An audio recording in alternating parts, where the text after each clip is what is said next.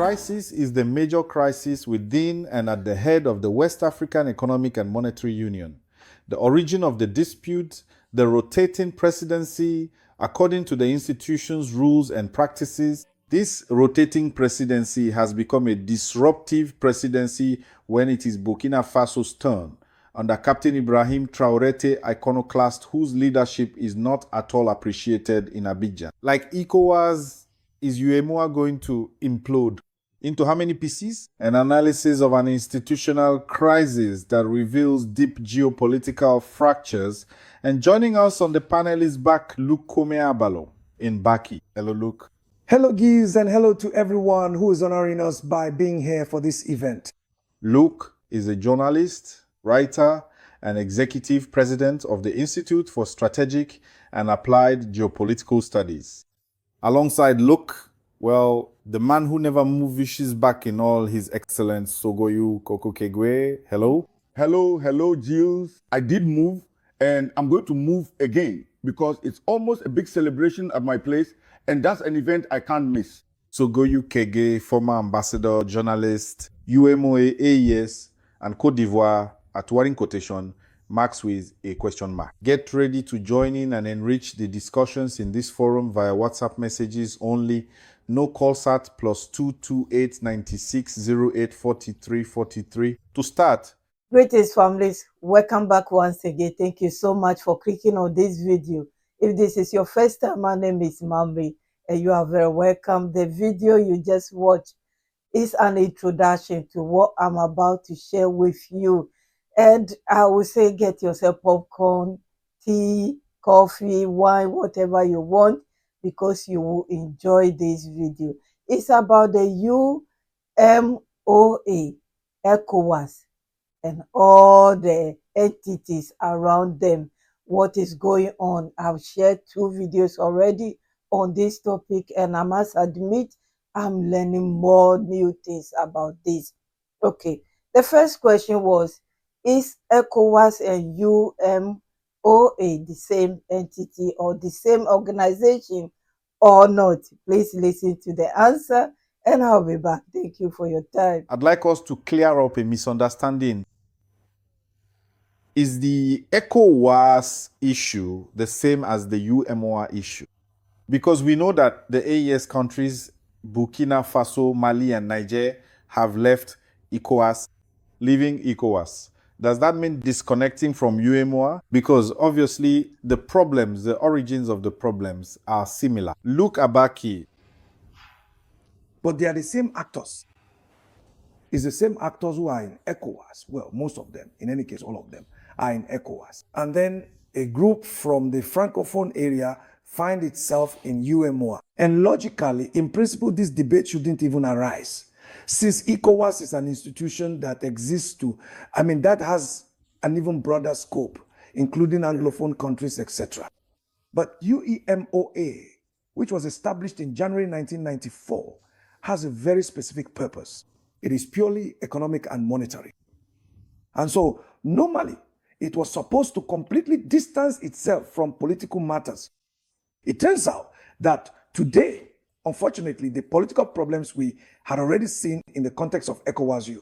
Remember, when there were coups in those countries, especially in Mali, how ECOWAS even tried to use UMOA as a tool by taking control of Mali's monetary reserves and later on Niger's and so on.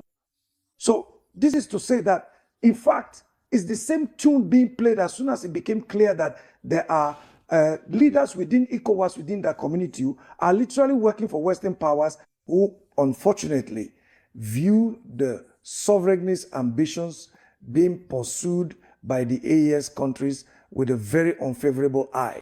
So it's not surprising that today a country like Côte d'Ivoire is opposed to Burkina Faso taking over the rotating presidency of this commission, or at least the Council of Ministers of UMOA, because we can see behind this all the revelations that could come out regarding the management of UMOA. So yes, it's true that in principle, the ECOWAS conflict shouldn't have been brought into UMOA. But here we are. Since even at the ECOWAS level, UMOA had already been used as a tool specifically for economic retaliation against these countries. At the heart of the matter regarding the subject of the dispute, excellent Sogoyou Keguewe, is UMOA a trading arm, as they say, of ECOWAS? I don't know how you want to set UMOA and ECOWAS against each other. It's the same master holding the same rope of the same slaves. It's the same master. He holds the rope of the same slaves, whether you say ECOWAS or UMOA. It's the same master holding the rope and pulling it. When you say here that Côte d'Ivoire is against this or that, no, it's not Côte d'Ivoire. It's the Ivorian president. Be careful. There are times when you have to distinguish between the leader and his people. If we were to hold a referendum today in Côte d'Ivoire, well, 90% will support Ouagadougou's position. So it's not Côte d'Ivoire, it's an Ivorian leader who has been given the mandate to enslave other black people for the master. Everyone knows. So let's not get confused. Let's not say, ECOWAS or UMOA. It's all the same. ECOWAS is the same people. ECOWAS is dead. Well, it's a corpse that's still trying to move. And it takes occasions like the UMOA for the corpse of ECOWAS to move again. The opportunity is too rare not to seize it. We still have to expect that ECOWAS will live on. Otherwise, as you said, the UMOA has a purely financial and technical character. But in Africa, we really need to learn to draw the line one day between politics and the economy. There are countries that do not get along politically, but that have common economic interests, which they defend because they know that the economy, development, and the well-being of their people depend on it. When will Africans be able to say that even if we don't get along politically, we have a duty to cooperate economically and financially? Because today we talk about developed countries, emerging countries, all these terms we toss around like charlatans, like illusionists, miracle workers, magicians, but the people are all in the same mess. Emerging or not emerging in West Africa, black people are all in the same mess. Don't political leaders realize that no matter what is said, their people face the same problems and that we need to find a common ground to ease the suffering of the population rather than catering to the whims of a leader, a bigwig, an emperor sitting in his palace 6,000 kilometers from here? So this whole ECOWAS and WEMU story is completely normal. That the problems of ECOWAS have found their way into WEMU, given everything we're seeing now. At least you heard the answer. The next question was, why is it that the president of Ivory Coast is stopping the president of Burkina Faso or the Burkina Faso to take over the presidency? Is the sanctions, the ECOWAS sanctions and the UMOA, is it the same? Or is it because of the sanctions that they are preventing them for taking their rightful place? Why? What is going on? Let's technically analyze what is at the root of the problem. The issue concerns the rotating presidency of the institution. And according to the rules, it goes in turn, and it was Burkina Faso's turn to preside over WEMU. So why is there opposition to Burkina Faso's presidency of the institution? Well, normally this question should go directly to the Ivorian president and his minister of economy, who have taken the lead in this opposition, to tell us. But listen, you have rules. You have rules that govern the functioning of a structure. In the name of what, and on the basis of which principles? Are you directly opposing a phenomenon that should be natural? It's a rotating governance. You see, the real problem we generally have in Africa is that our leaders are not disciplined. Disciplined in the sense that they comply, yes. I mean, essentially, that is, they abide by the rules of living together. If UMOA took the time to establish a system of rotation and a mechanism for the functioning of this institution, it's undoubtedly because we specifically want to avoid a situation where someone thinks that, yes, they have greater economic weight or enjoy some kind of privilege and therefore would have preference over others. All voices within this community, in principle, are equal. And so that means that as sovereign states, all 8 of these countries, each one's voice must be able to count. But it so happens that Côte d'Ivoire with more than 40% of the GDP of this region, and also certain connections. Because after all, we know a bit about the history or President Ouattara's positions. First of all, regarding Burkina Faso, or at least the Sahel countries in general, all the disputes between them, which have always been the subject of debate everywhere on talk shows, we know very well that he is someone who is literally hostile to the AES countries. Then we also know his position regarding the CFA Franc and his clear leaning towards France, where why the countries in that region were working to obtain a new currency, I'm talking about the ECOID, was with the careful complicity of President Ouattara that, well, listen, Emmanuel Macron landed in Côte d'Ivoire on the 31st of December to hijack and strip away the spirit and the letter that were supposed to guide the process of establishing specifically this new currency. And what's more, the same Ivorian president goes to France to staunchly defend the CFA franc as a currency that should be recommended for the countries in that region. And then he proudly recalls his background as governor of the BCEAO, advisor to this or that, financial expert. And so he blatantly goes against common sense and reason when it comes to at least the assertion of the sovereignty of African states. So we can't really be surprised. From the moment we know today that the AES countries are rigorously and methodically organizing themselves to break free from all these bottlenecks, in any case, from all the mechanisms that have been put in place since the foundational process of decolonization to maintain control over the former African colonies. So I think that, first of all, these precedents are consistent. They are consistent, at least those who are opposing, those who are defiant towards Burkina Faso, Mali, and Niger. They are consistent in their hostility. Just as the AES countries remain firm in their commitment to the process of sovereignty. So let's analyze the motives from the point of view, well, of Côte d'Ivoire. I believe that the UMOA sanctions against the AES have not been lifted. Some have been suspended. So if these countries are under sanctions, can we really entrust them with the presidency of the institution? Inaudible. At the very least, let's leave Côte d'Ivoire out of this. The Ivorian head of state is just someone's emissary. He's a poor guy, really. When you look at him, you have to feel sorry for him. I'm not even sure that he himself is convinced in his heart about what he's doing, that he actually wants to torment his African brothers. But since he has no choice, since that's the condition for him to be where he is, in what he's in, is the condition for him to rig elections as the sole candidate.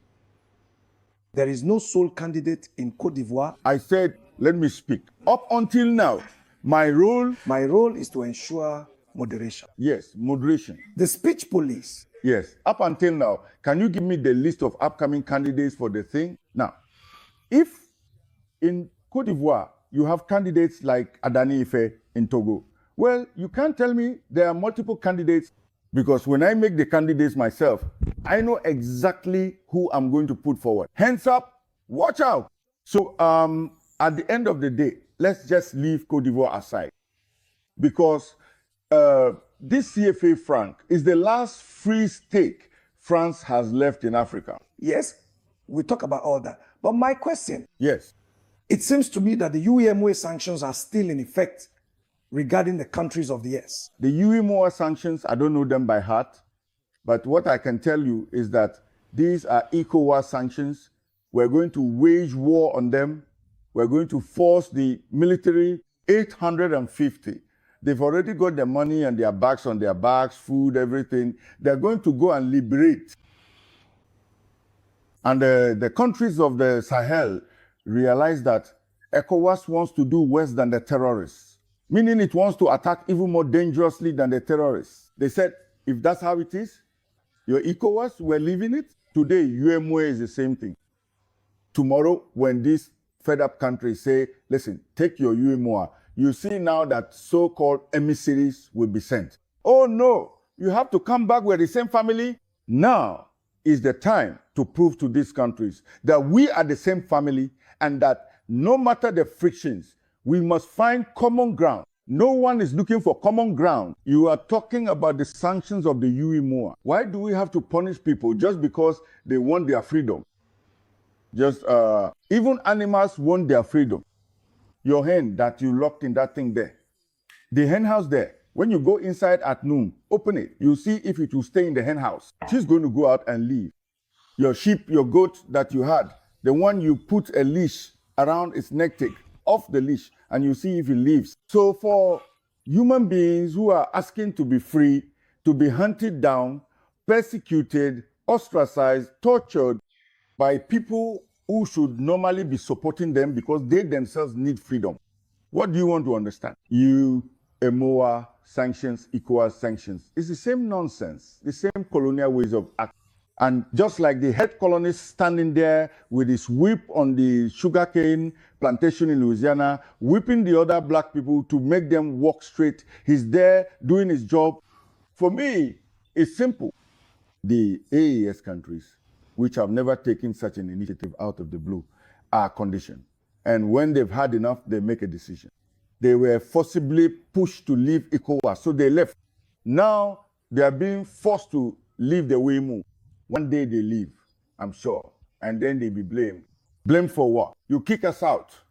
You don't want us. So we leave, and then you blame us for what? So I think the AES countries understood too quickly what was happening. Otherwise, in terms of economy and finance with WMO, Burkina Faso is next in line. Burkina Faso is presiding. But the problem is that when you preside over WMO, you have to go from time to time to pledge allegiance in Paris. And since in Burkina, there's no one to parade in Paris to pledge allegiance, it bothers people, that's all. Families, you hear him. What is going on is because AES is moving away from France, and so Captain Ibrahim Traore need to go to France, Paris. Can you imagine him saluting and pledging? I don't know the pledge for the money as well. Oh, families, please listen to more, and I'll be back. You can't really imagine Traore on the steps of the Elysee going to pledge allegiance just because he's president of WMO. What kind of nonsense is that? What are these monkey stories? So when you want sovereignty, you want it all the way. Because others think that with WAEMU, they still have the last rope to keep these countries in check. But they're going to leave. Afterwards, don't send people saying we're the same. You have to come back. Come back to what? No, but even this question, I think this issue of sanctions is a false problem. Because first of all, when Mali was sanctioned in such an abusive way, Mali actually took the matter to the WMO Court of Justice. And that court issued a ruling literally calling for the suspension of those sanctions. And that court issued a ruling literally calling for the suspension of those sanctions. But the states, this is why I was talking about disciplining the heads of states, did not understand that they had to respect a judicial decision from a judicial institution that was established precisely to regulate the functioning mechanism and above all to maintain fairness among the leaders, or at least among the countries. You see, but I don't even recall that ECOWAS also censured ECOWAS and Burkina Faso. It was Niger and Mali that were subject to that sanction. And then secondly, a leader can never make a decision without referring to a legal framework. That's why the legal arsenal is made available to the governor, so as to make it easier for them to make decisions and political, economic, and other choices. On what legal grounds today is Burkina Faso being prohibited or prevented from rightfully exercising governance over the Council of Ministers of the WAMU? Actually more of a moral one, because the sanctions that had been imposed on Niger, for example, have been lifted. I can remind you of them. They include the closure of land and air borders between Niger and the UMOA countries, the suspension of all commercial and financial transactions between UMOA countries and Niger, the freezing of the assets of the state of Niger, as well as public and semi-public enterprises held in commercial banks of UMOA member states, and the suspension of all assistance and financial transactions in favor of Niger by UMOA financial institutions, notably the West African Development Bank. So these sanctions have been lifted.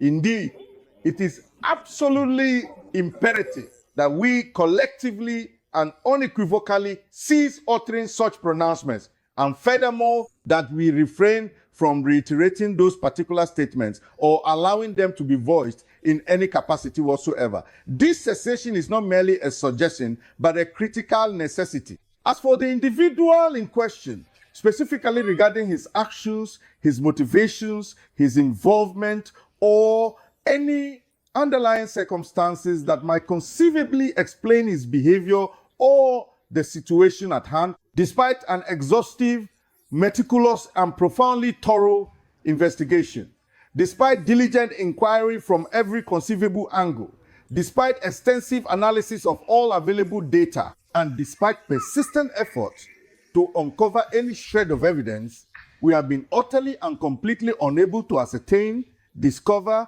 identify, or even surmise any discernible, logical, justifiable, or even remotely plausible rational cause or explanation whatsoever. There appears to be no discernible motive, no understandable impetus, no comprehensible basis, and absolutely no rational foundation for what has transpired or for his involvement in it. Every avenue of inquiry, every line of questioning, and every potential lead has, without exception, led to a dead end, leaving us without any satisfactory, compelling, or even remotely plausible reason to account for the circumstances surrounding him. Consequently, we are left in a state of profound perplexity, unable to comprehend the underlying factors that contribute to this perplexing situation, and thus we remain entirely without any valid, compelling, or even remotely acceptable reason to explain the events or his role within them, leaving us in a state of complete bewilderment and lacking any form of closure or understanding. Logical or motive. Legal, we'll have to read between the lines, because UMOA, above all, is an economic and monetary union. That means there's a direct link with the CFA Franc, which is managed in one way or another, in any case produced in France. So if the presidency of UMOA is entrusted to a country that is at odds with France, couldn't that, let's say, slow things down? Couldn't that... Well, Yes, very interesting question. So, but AES is already planning for their currency. We know that whether they are in that or not, they are planning. They are always one step ahead, because these three leaders, they weigh them. They know their games. They know it in and out. They are not children. They know. I mean, thanks to internet. So they work it out properly. They know they're going to have their own currency one day, because they don't want their foreign reserve to be in somebody else's country and be developing it. And then one day when they say, no, we don't want to obey, and then they will say, we seize it. It happened to Venezuela when their people are hungry on the street, common medicine they can't get. And democracy countries, developed countries, hold their money. They said, we are not going to give it to you. They just want to frustrate the people to turn against their leader. Anyway, I'm going. Let's listen to more. I'll be back. listen, that is to say, Burkina Faso isn't asking for any special privilege. It's a right.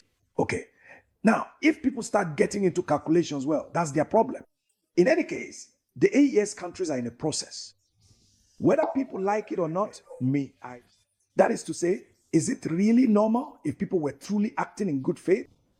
But this is an opportunity to give the right to Ecowas and then finally to Burkina Faso, and to see what it would do with it. The Le Mans countries are at least 8. I'll even follow up on what the ambassador was saying to point out that he's absolutely right. Because in fact, let's suppose it was President Ouattara alone who was opposed to Burkina Faso's presidency. But there are 8 of them in total. That means if they have to proceed by a vote, there must at least be an imbalance.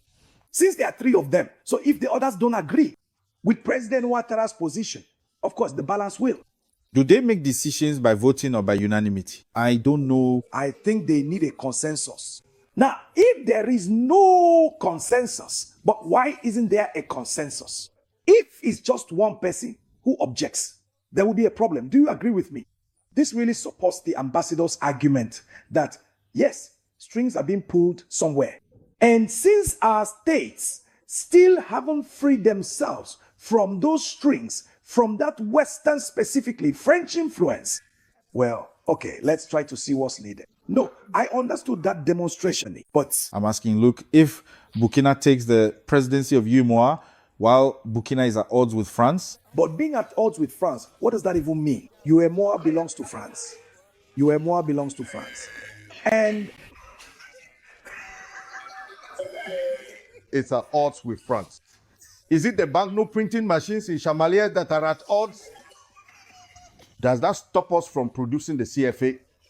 While half of our terrorists are against us, and barely a tenth is given to us. We black people have to deposit our foreign exchange reserves at the Bank of France. The terrorist money is deposited there. How much over there? So we can't really say they are at odds with France. It shouldn't be France's moods that determine the currency and the lives of 8 African countries. That's just not acceptable. Let's approach things calmly as black people. That's what I'm asking. but are we talking about next year? Is it? That a country that doesn't negotiate, that doesn't have the Yes. How do you say, but? way, it's not Burkina that's refusing to talk with France. It's France that say that as soon as Burkina refuses slavery, it's no longer considered a friend. What exactly do you expect Burkina Faso to do in this situation? The undeniable reality is the fundamental crime of Burkina Faso, along with its neighboring nations, Mali and Niger, is simply that we profoundly desire to be truly free and independent. Yes, but this deep-seated aspiration for self-determination is what drives our actions. Is the diplomatic cooperation between France and Burkina cut off, but they still have cooperative relations. We agree on that. Now, we're in a state-to-state context. And it turns out that according to the rules of a shared institution, it's Burkina Faso's turn to assume the presidency. But what's interesting in all this actually is that the UMOA countries are literally exposing themselves, and in a very kind way, simply to help the AES countries stand by their choice. What they were doing, quite simply, is that after leaving ECOWAS, after setting up a number of community institutions that allow them to create a space of their own, which they fund, manage and run the last step, which we've always hoped for, was for them to create their own currency. And so they created an investment bank. Expect them to create a central bank. And then, well, from that point on, once they have their own currency, I'm thinking January, December, it's very likely that the last 2 steps will be taken. And then we'll say, look, it's precisely the hostility of certain UMOA countries that actually made this sovereign move possible, but which of course will guarantee full sovereignty. Advocate for and support this precisely through these states. But is it that the AES countries need to push UMOA into making a mistake before leaving? Wait, who are they pushing and into what mistake? We're saying it's statutory. The Tour du Bourgogne has 2 presidents. That's statutory. Is it Ibrahim Traore who wrote the statutes of UMOA? But that was there before he arrived. It's statutory. We refuse it. Is it now him pushing people, or is it people pushing him by refusing? It's all of them. It's everyone. Now, what he needs to do is to meet quickly to change the statute. Because as long as they haven't changed the statute, any other solution is illegal. This is a story of bandits, of mobsters, and it doesn't hold up. You can't, on the back of a currency, behave like an outlaw bandit. It's not possible. So they quickly changed the statute that made rotation mandatory. And now, whoever claims to have the usual 40% of the UMOA's money supply, they say he's the eternal president of UMOA. And then that's the end of it. While waiting for him to one day escape slavery himself. That's the day things will blow up and it will get really bloody.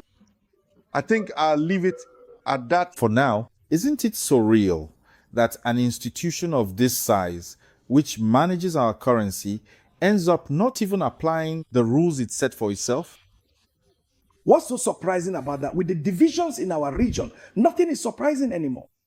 Because the principle of enforcing laws practically doesn't exist. People govern their countries based on their own moods. Or at least they are being remotely controlled by an external power. And from that point on, when you don't belong to yourself, you end up being inconsistent every time.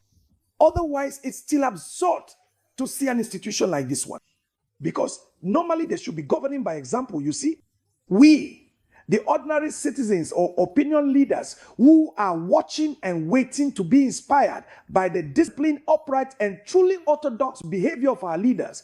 But when we see so much wandering, so much inconsistency, so much amateurism, and so much incongruity in the choices and positions these leaders take, we say to ourselves, listen, we're not being governed. So, as you said, indeed, it's surreal, but it shouldn't be. It's surprising because we are used to the blatant and constant violations of all the laws that have been built, established, and that unfortunately should be upheld by these leaders. And so today, they have chosen to act on a whim, and it's really unfortunate for our region. Gilles, you see, we're just beating around the bush. You say there's no rigor, and so on. They give you monkey money and put grimacing monkeys in charge of managing that money. What kind of rigor do you expect? Monkey money managed like monkeys, taking all the 7 contradictory ones, nobody cares, and they just follow them. But do you know, at the Federal Reserve in the United States, even Trump can't make decisions. He can't tell the president of the Federal Reserve, do this or do that, and expect him to obey. Because if politics gets involved in that, it kills the dollar. The ECB in Europe, the euro. There isn't a single European head of state who can pick up the phone, tell the president of the ECB in Frankfurt, do this, do that, and have it carried out. That would kill the euro. But in Africa, as I've always said, the CFA isn't really a currency.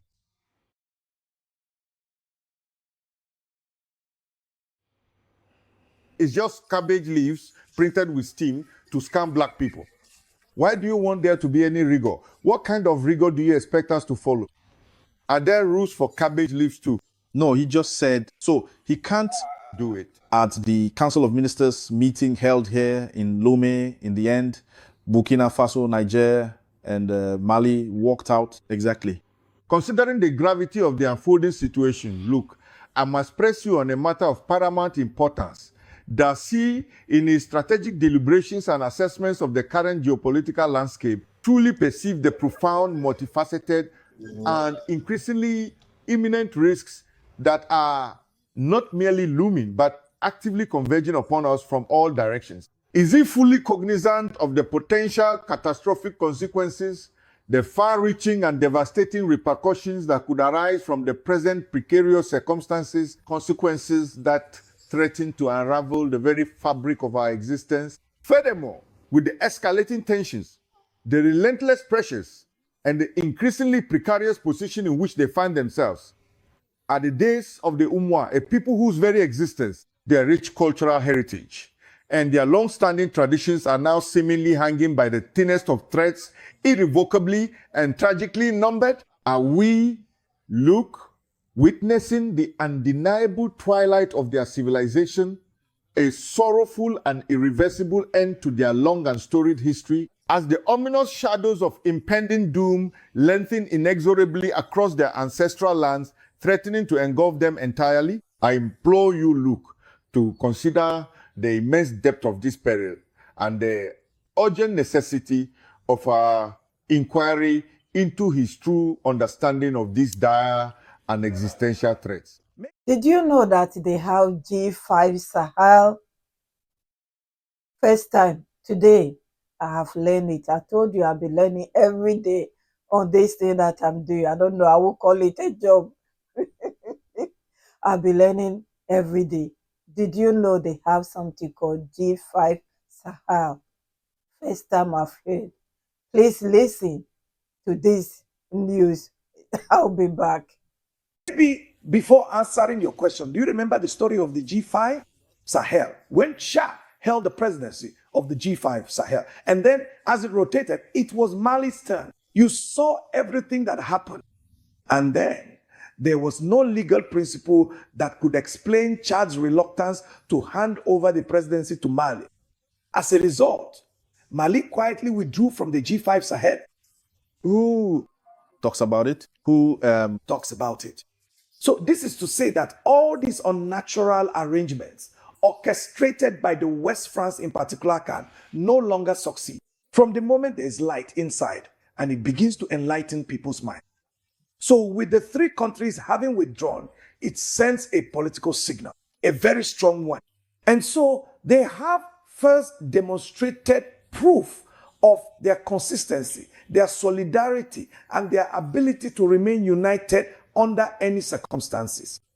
So that means that once they leave, in any case, the CFA will be shaken. I don't see how the three AES countries could leave the CFA franc. So leave the UMOA and the CFA franc, and the CFA franc will still retain its current value. It's clear that this is a significant part, which will therefore be spared, and we would be forced, if you will, to reassess this model. The threat is there.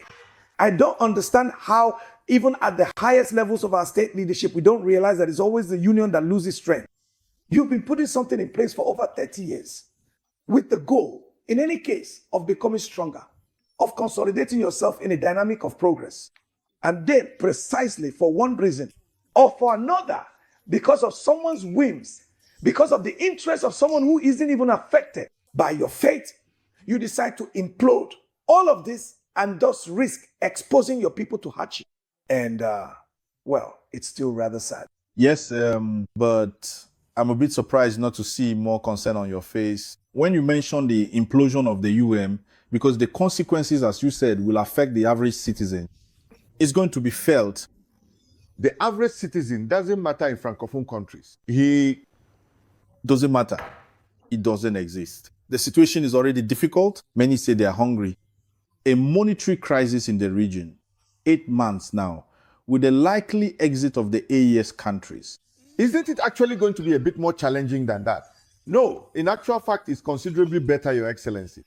No, shouldn't the political society, that intricate and fundamental framework encompassing governmental institutions, legislative bodies, and public administration, along with the civil society, that vibrant and diverse tapestry of non-governmental organizations, community groups, advocacy networks, and individual citizens actively engaged in collective action truly take hold and assert its rightful influence and authority within the broader societal landscape? Shouldn't these fundamental pillars of a functioning and just society actively engage, assume responsibility, and effectively guide the direction of public discourse and collective action, ensuring that the collective will and well-being of the populace are paramount in all decisions and developments? This implies a profound and active engagement, a robust assertion of their inherent power and responsibility to shape the future, establishing their presence and impact, guiding the populace towards a more organized, equitable, and prosperous future. This issue, because this is a needless monetary crisis we're experiencing. Wait.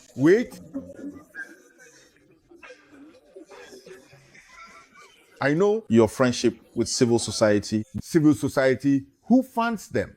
Before we go on, before continuing to answer, who creates and funds this civil society?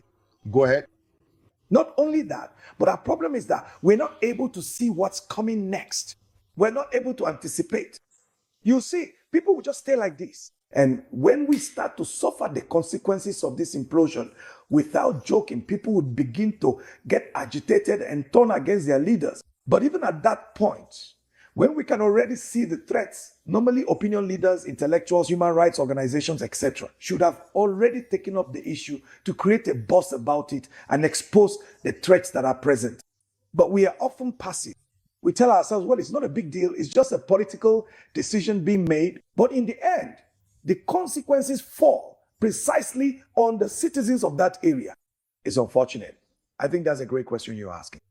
We should seize this opportunity to call out the opinion leaders, intellectuals. I think everyone now needs to start taking responsibility. It's true, decision makers are in their own bubble.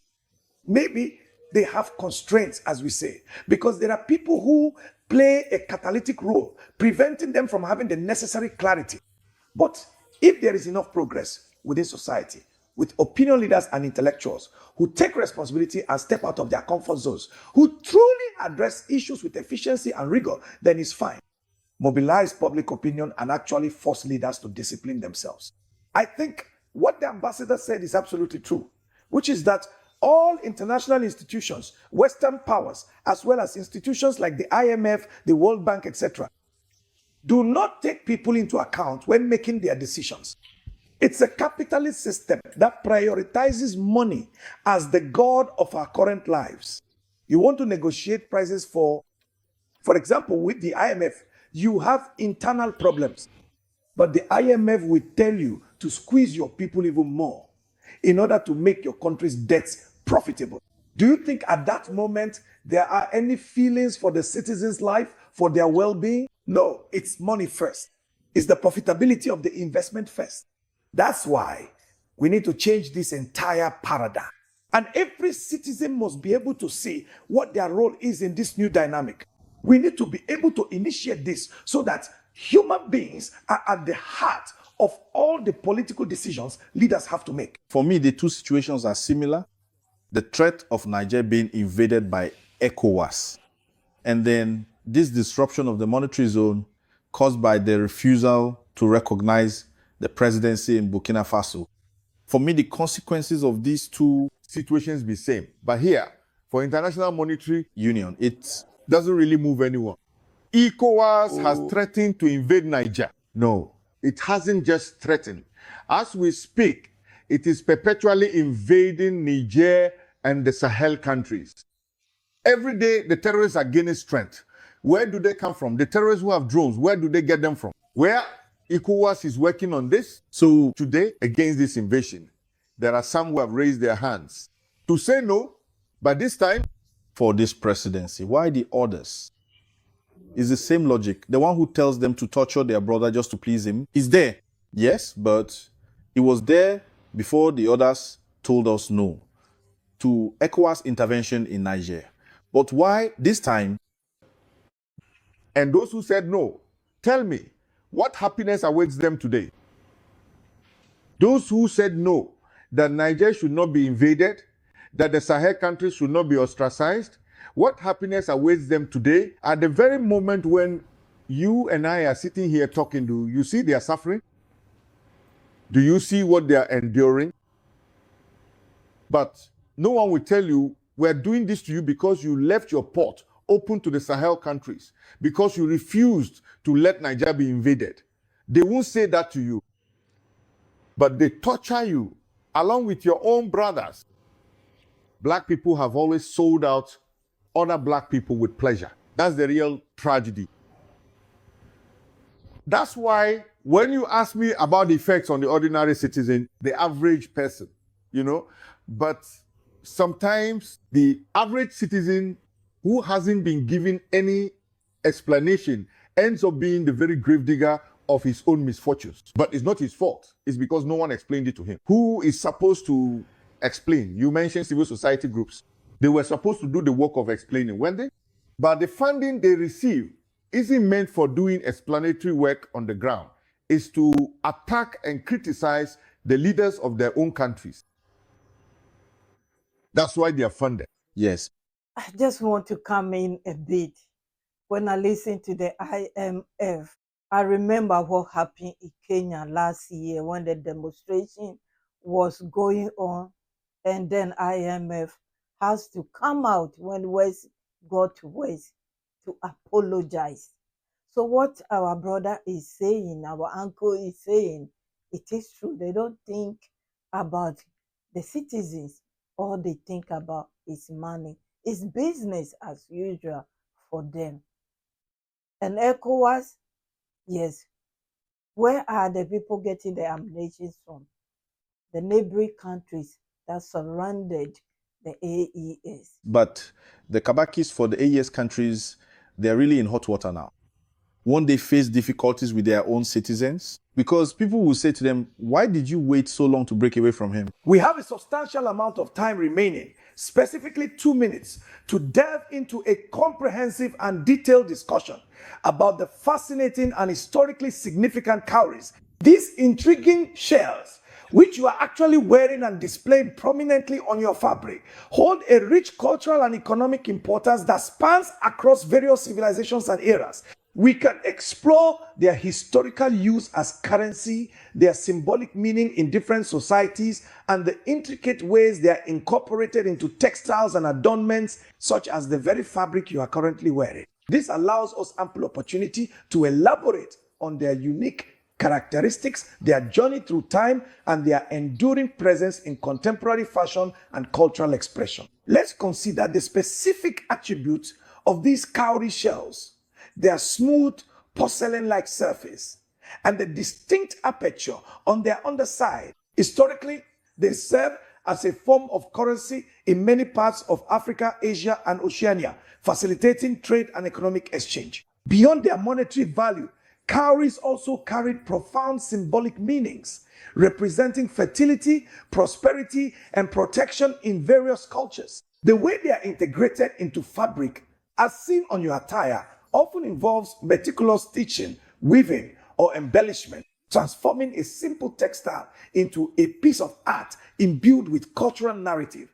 The fabric itself, perhaps a traditional cloth or a modern design, becomes a canvas for these ancient symbols. We can discuss the specific patterns or arrangements of the cowries on your fabric and what this might signify within a particular cultural context. This extended exploration will allow us to fully appreciate the multifaceted role of cowries, from their natural origins to their profound impact on human history, art, and personal adornment, as exemplified by their presence on your very own fabric.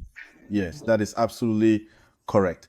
So within the scope of what we are discussing, or within the parameters we have established, The UMOA, there's no problem. We are all African citizens who have endured the same colonization, the same neo-colonization, shameless exploitation, contempt, racism, and anti-blackness. All of us suffer from this. In fact, there's no reason we can't get along. But as soon as an outside hand gets involved, we never agree. that's it. I think He said it all. I don't think so. What's still strange is that within ECOWAS, there are member states of the UEMOA who have been appointed to mediate between the AIS countries and ECOWAS so that they can come back. That is to say, ever since the AIS countries left, ECOWAS has seemed to be courting these states again so that they come back, because only together can we succeed.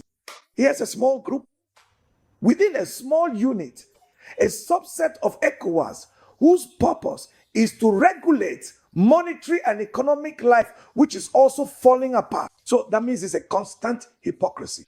But President Diomaye Faye of Senegal, he was chosen to help facilitate reconciliation between the AIS countries and ECOWAS. He is part of the UEMOA.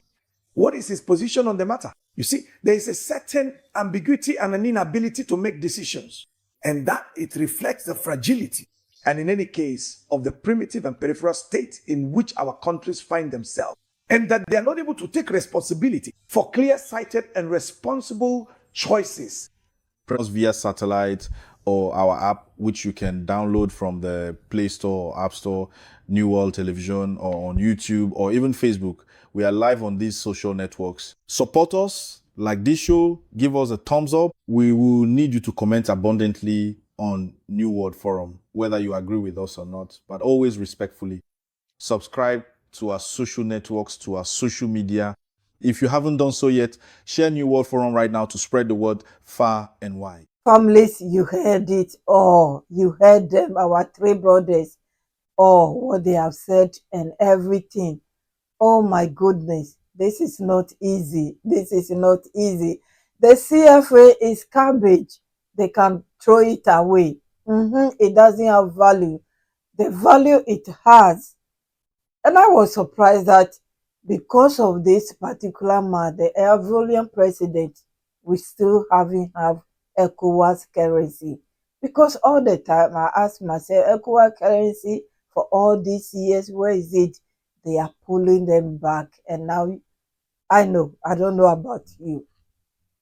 Families, if you enjoyed this video, please like it, share it. If possible, let other people also hear and see other people's idea about what is going on. These are professionals. I will not call their name because I'll butcher it, so I'll put it on the screen. Congratulations to them. A New World Television, New World YouTube channel. Please go there. If you speak or understand French, listen to them. They have debates most of the time. This is the second time I'm sharing one of their interviews. So yes, I've been following them, just reading the subtitles.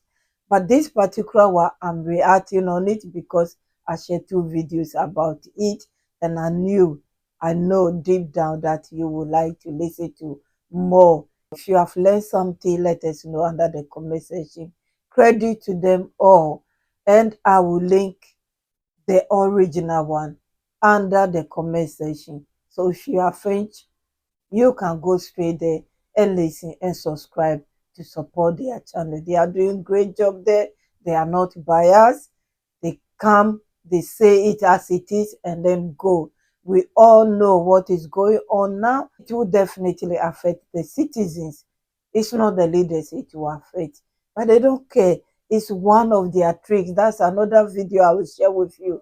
It is one of their tricks. Frustrate the citizens that are supporting the 3 leaders or any leader.